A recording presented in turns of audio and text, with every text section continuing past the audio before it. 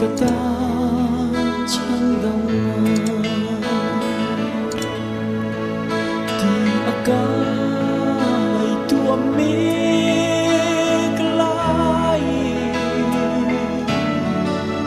leilung pian mater to berang waka chandam na king kalong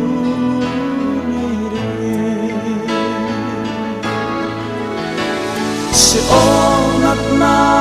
kalau tolong ko vel ni kini ka lau tolong Krista di phong kim tây ka sring vai vu ta ir ma se kanung Krista acha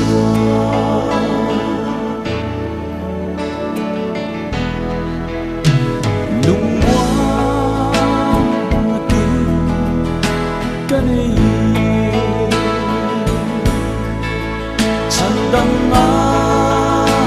yuka chanta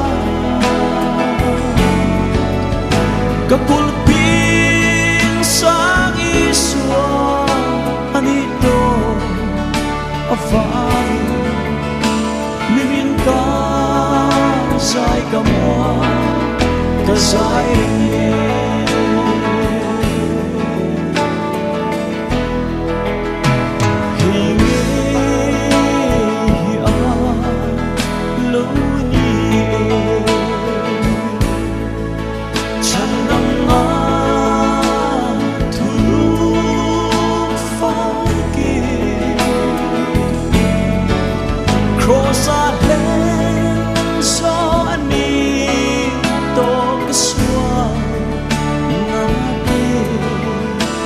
thiên lưu muang ina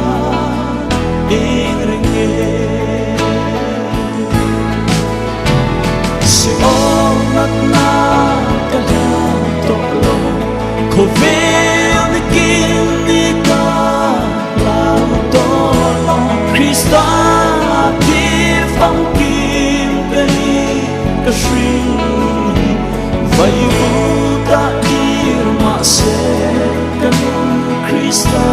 acha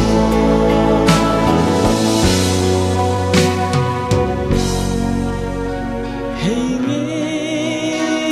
hi a lo ni e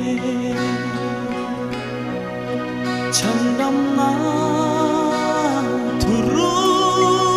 pham ki cross a len so ni